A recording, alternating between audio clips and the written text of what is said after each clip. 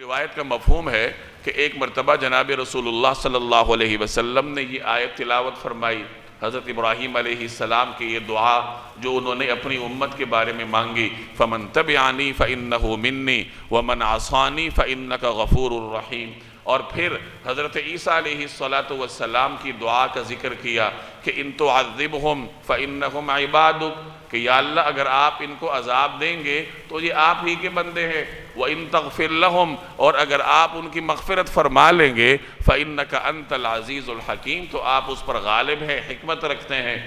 ان دونوں پیغمبروں کی دعا نبی کریم صلی اللہ علیہ وسلم نے تلاوت فرمائی اور اس کے بعد رونے لگے، ساتھ یہ فرماتے رہے کہ امتی امتی، کہ میری امت میری امت۔ تو اللہ نے حضرت جبریل کو بھیجا،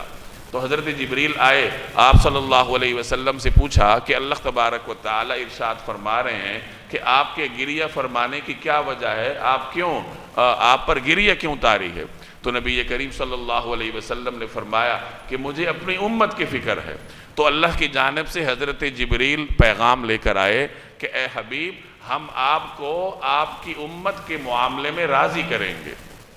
یعنی یہ جناب رسول اللہ صلی اللہ علیہ وسلم کی شفقت ہے امت پر کہ اللہ تبارک و تعالی نے آپ صلی اللہ علیہ وسلم سے یہ وعدہ فرمایا کہ ہم امت کے معاملے میں آپ کو راضی کریں گے۔ ایک روایت میں آتا ہے کہ ذَن لَا أَرْضَى وَوَاحِدٌ مِّنْ أُمَّتِي فِي النَّارِ، میں اس وقت تک راضی نہیں ہوں گا جب تک میرا آخری امتی آگ سے نکل نہ جائے۔